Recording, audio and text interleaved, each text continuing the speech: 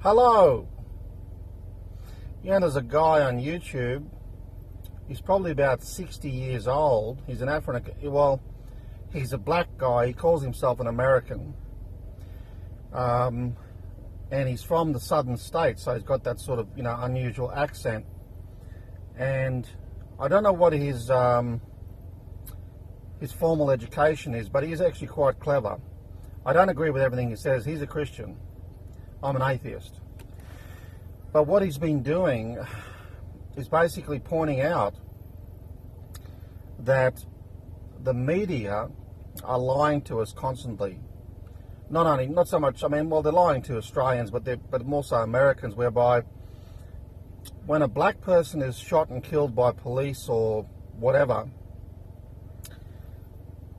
they try to give the indication that the police were at fault 100%, ignoring that the person they arrested was not only a criminal, often with a long rap sheet, but that he had constantly resisted arrest.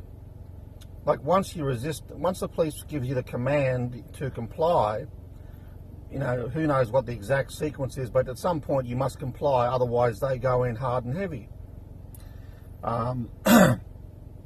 That's not to say that every police interaction with blacks or whoever is absolutely perfect. I'm sure it's not. But he's of the view that police brutality doesn't exist. Or put it this way, police brutality has been exaggerated. That racism barely exists. Things like that. And he's got his own TV show called The Fallen State. And he invites people on, and often Black Lives Matters people, and he asks them to give him examples of racism, and they basically can't. So it's almost as though some professor has told them, look, society is racist, white privilege is a real deal. It may have been in the old days, but it doesn't seem to be any longer. And he also pointed out that sometimes when someone does something negative towards a black person, it might be because they just don't like you, rather than it might have nothing to do with the colour of your skin. But at the same time, he also suggests that blacks, with their ridiculous behaviour of criminality and just weird behaviour, have given themselves a bad reputation with people. Anyway, I'm surprised how interesting this guy is. He's also pro-Trump. Whether or not Trump's going to actually amount to anything is anyone's guess.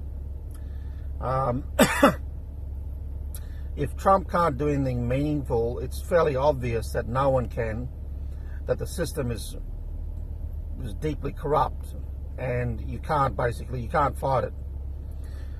And we literally need to replace it.